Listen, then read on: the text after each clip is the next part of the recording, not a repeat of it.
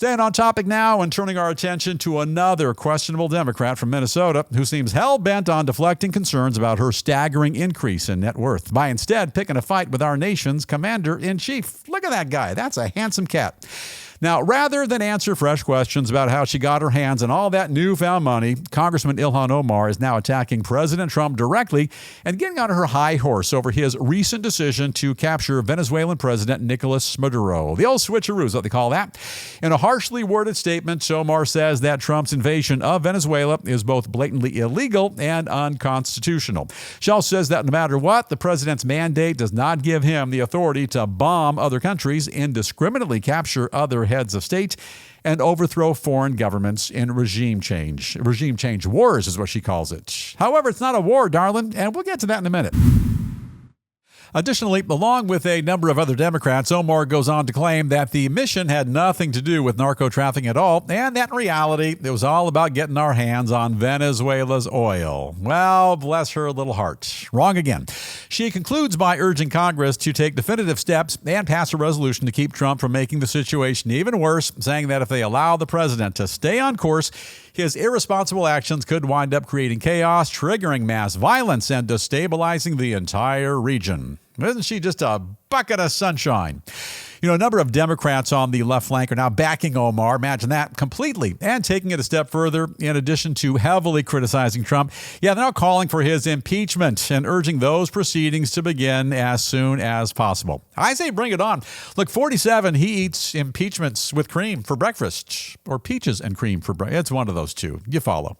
In the meantime, here's what's up. Omar also recently released her annual end-of-the-year report, and in it, she talks about all the extraordinary work she and her team did in 2025. She brags that in the past year alone, her team directly handed out nearly $4.5 million to her constituents to help local families deal with their immigration cases, get access to Social Security payments, and cut through a bunch of red tape. Oddly, no mention there of all the fraud in her district. That's kind of a head-scratcher. Additionally, the Congresswoman promises her followers that the U.S. Constitution will protect them all from the unlawful threat posed by Trump and his cronies. And at the end, she'll do everything in her power to fight what she calls their fascist agenda. You don't say. Final thought, and this is the News Roundup Lowdown. You know, my spies tell me that Ilhan Omar does not watch Seinfeld reruns, but the one program she does tune into every day, it's this one, the News Roundup with Bill Thomas. And because she's watching right now, and perhaps from a temperature-controlled bank vault where her hard-earned $30 million are stored in nice, juicy bundles of $100 bills, I share with her this tragic news from Attorney General Pam Bondi, and I do so in an effort to get her back on track. Stay on the trail, young lady. Look, Nicolas Maduro has been charged with narco-terrorism conspiracy, cocaine importation conspiracy, possession of machine guns and destructive devices, and conspiracy to possess machine guns and destructive devices against the U.S.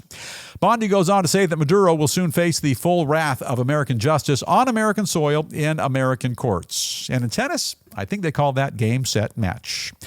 Now, for clarification, and this has been made abundantly clear by Secretary of State Marco Rubio, we are not at war with Venezuela. Instead, we've captured that country's leader, Nicolas Maduro, through what's described as Operation Absolute Resolve. It's not Operation Absolute War. There's a big difference there, Madam Omar. And sorry if this rubs you the wrong way, but law and order coupled with the safety and security of the American people is more pressing than you coming to the defense of one of the world's bad guys. By the way, the Trump administration had a $50 million bounty on Maduro, but now that he's been captured and is behind bars, that $50 million can be used for other purposes. But I can almost guarantee it won't be going into Miss Omar's 5th district in Minnesota to be wasted on fraudulent programs and activities. That's a real kick in the head.